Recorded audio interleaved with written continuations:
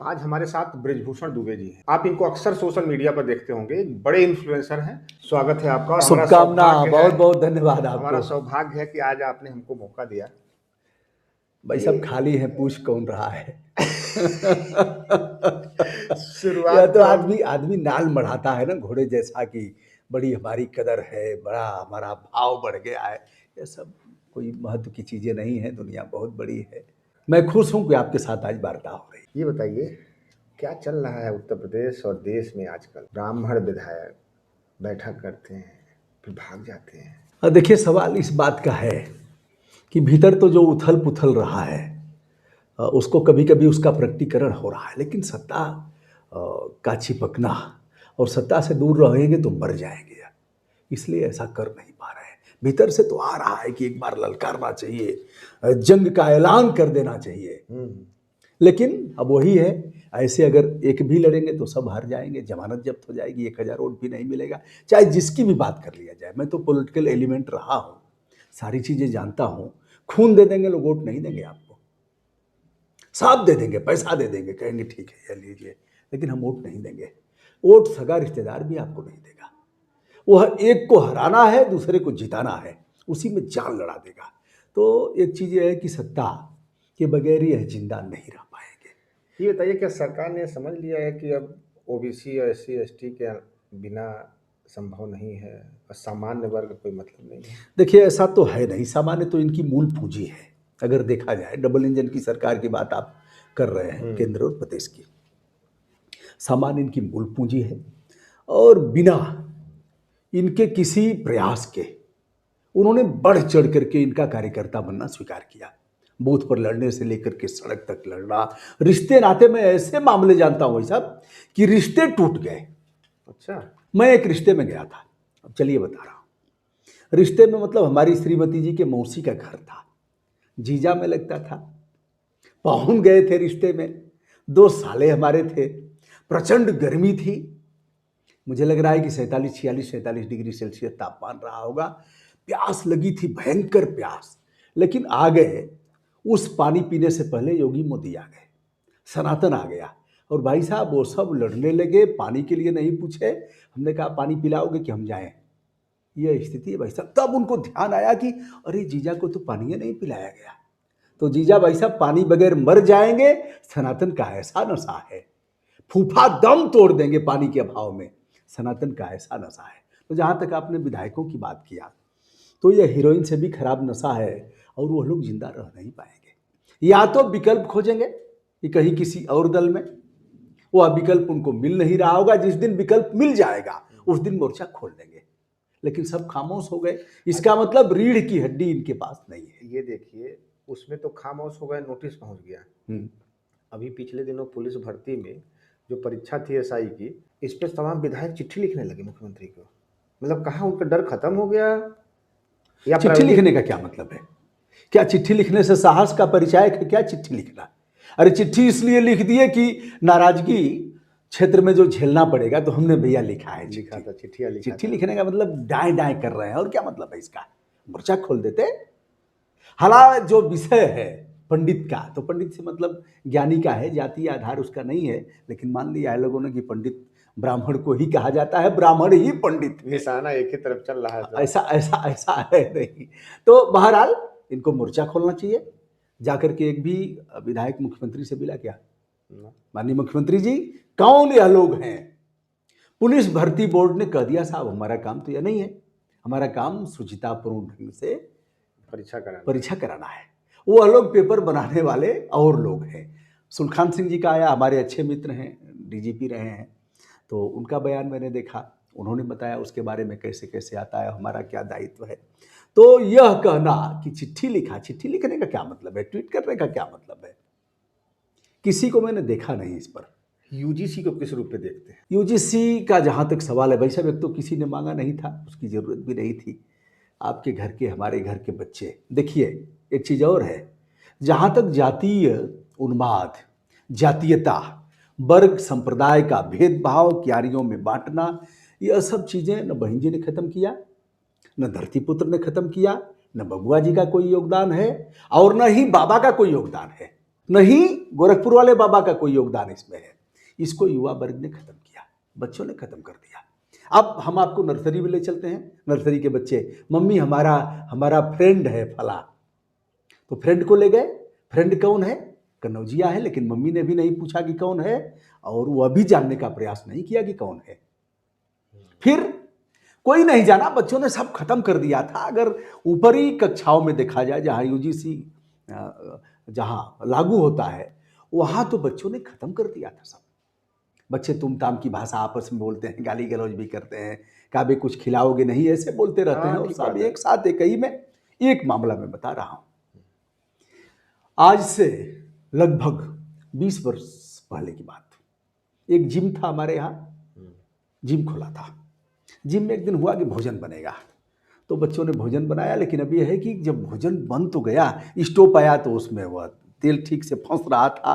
Pin मारने की बात आई, आज तो पिन खोजेंगे तो पिन नहीं मिलेगी।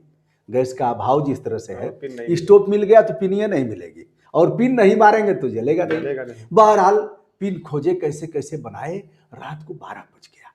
अब ये हुआ कि भोजन कैसे किया जाएगा, बर्तन ही नहीं था।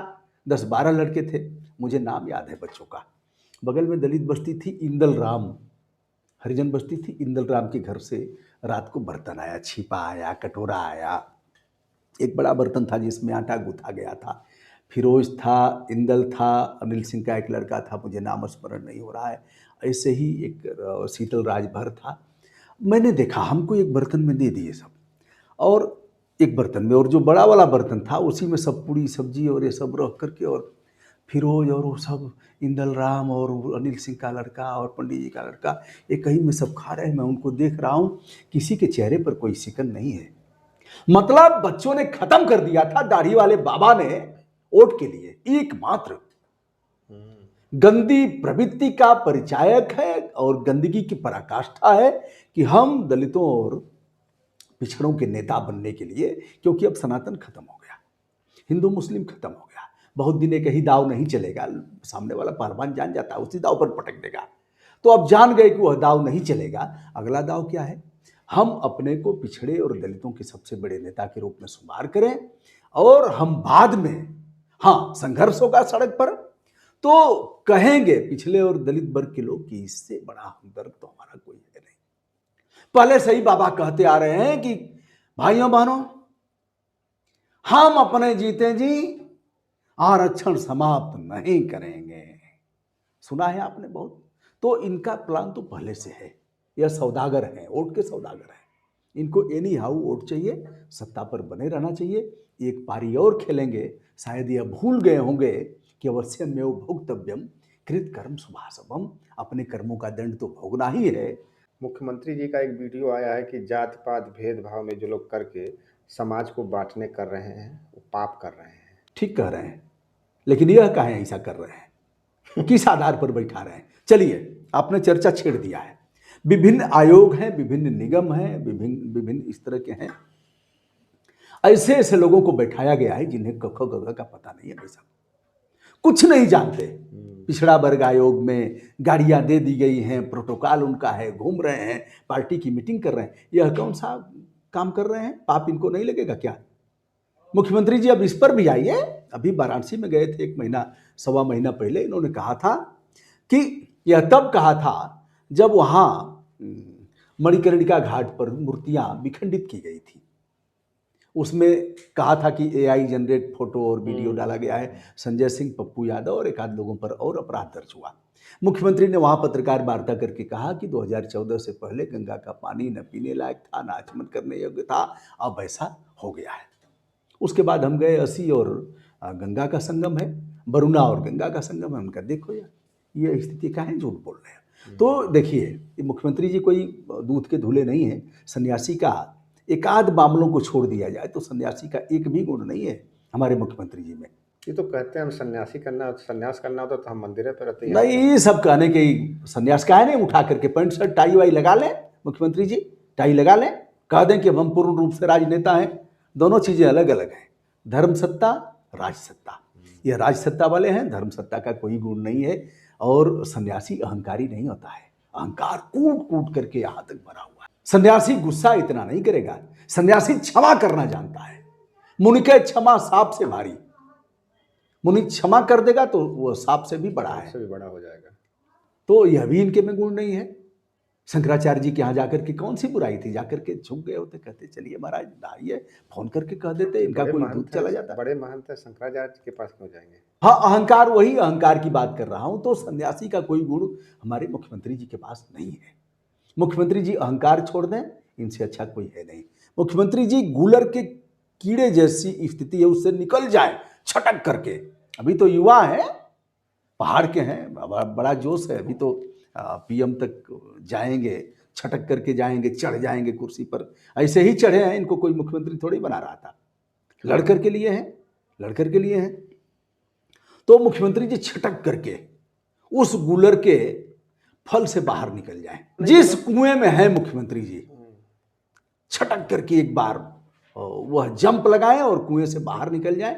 इनके जैसा कौन है? ऐसा तो नहीं कि लोग पचा ना पा रहे हो इनको, और यही इनकी जो उछल कूद है, कहीं पीएम न बन जाए तो इस बार यूजीसी तमाम बहाने, यह भी हो सकता है। देखिए दुशासन और दुर्योधन तो चाहते नहीं है इनको।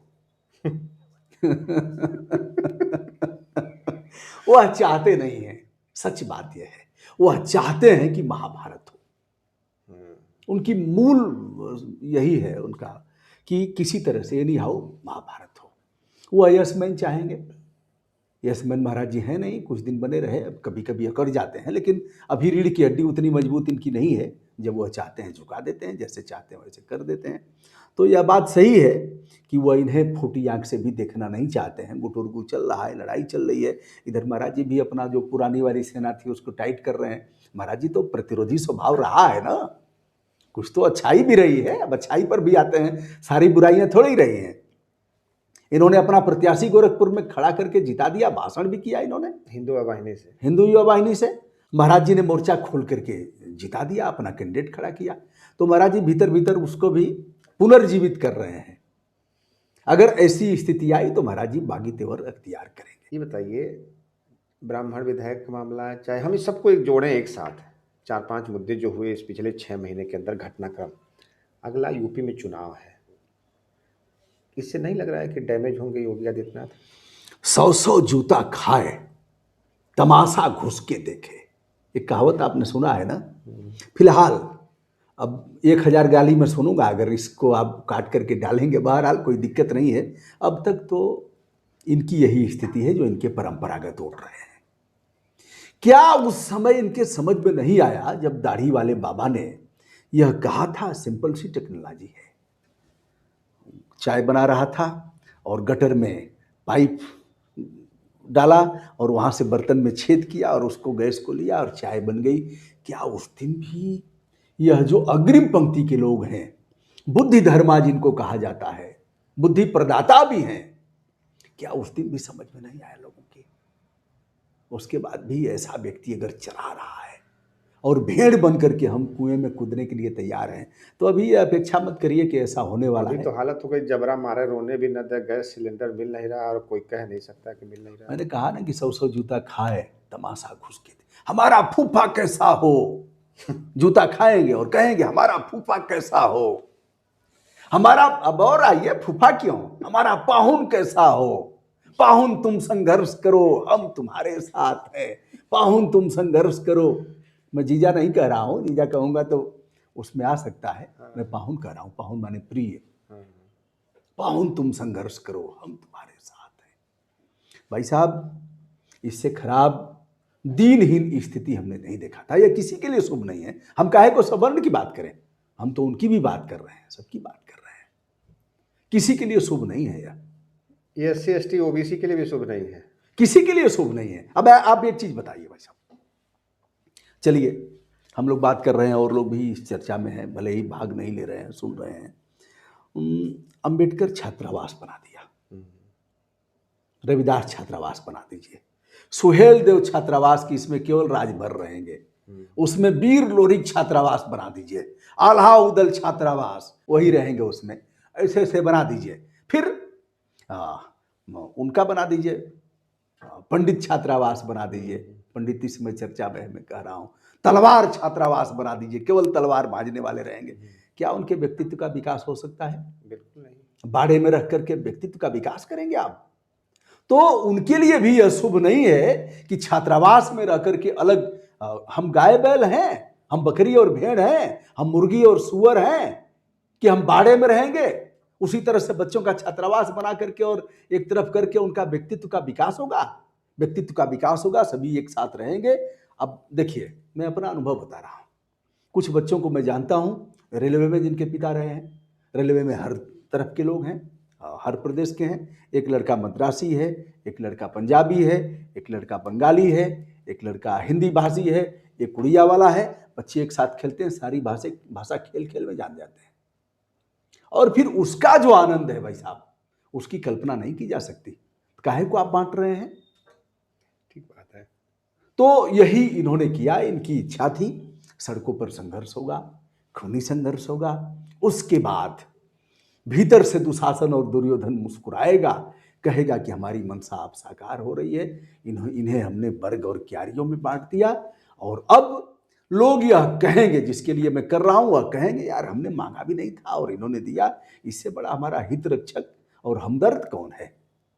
फिर दुशासन और दुर्योधन कहेगा, हट, तुम्हारे वोट की जरूरत हमको नहीं है। मनसा तो यही है भाई साहब। फिर हम जाएंगे, कहेंगे कि नहीं नहीं भैया, हम भी आपके साथ हैं। हाँ, हम भी आपके साथ हैं, चाहे पिटाएंगे। हाँ, हम कहाँ पिटाएंगे, कहाँ जाएंगे? पिटाएंगे, हम तो आप ही के हैं हुजूर। हाँ, हमको लतियाइए, मूल तो है, मारिए, जितना पीटना हो पीटिए, कान पकड़ करके हम उठेंगे बैठेंगे। हम तो दास हैं, दास की औकात क्या है साहब? हम तो हुक्म के गुलाम हैं। हे दुशासन, हे दुर्योधन, हम सारे शक्तिमान भीष्म पितामह की तरह हैं, लेकिन साहब जो आप कहेंगे मैं वही करूंगा। हमारा बाण, हमारा धनुष बाण नहीं उठेगा द्रौपदी के चीर हरण पर भी। हम वही दुशासन हैं, हम वही द्रोणाचार्य हैं। यही हालत हो गई इनके, जो सरकार में बैठे हुए मंत्री विधायक जो भी जिम्मेदार पद पे हैं, यही तो कर रहे हैं। आवाज तो उठ नहीं रही है। निस्संदेह यही है, और क्या है? स्पाइनललेस है, रीढ़ की हड्डी खत्म हो गई है। ऐसे में अब दायित्व तो आप कहेंगे, अगला सवाल आपका होगा कि दायित्व क्या है? दायित्व जो जिंदा कौमें हैं, टोका टाकी करना है। हम यह नहीं कहते कि वोट किसको देना है, हमने कभी किसी वीडियो में हमने नहीं कहा, किसी वीडियो में नहीं कहा।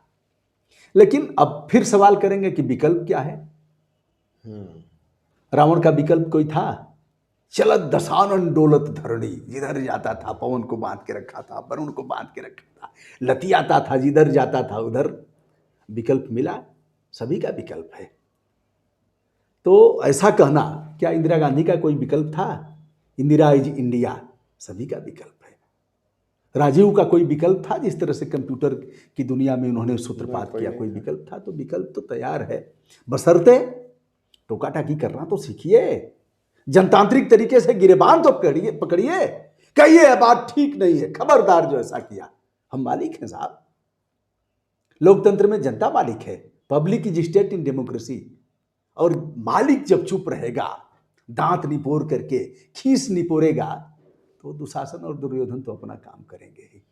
वही हालात है। बहुत बहुत धन्यवाद सर, शुभकामना, बहुत बहुत धन्यवाद। फिर और भी सामाजिक मुद्दों पे हम बात करते हैं। मंगल कामना।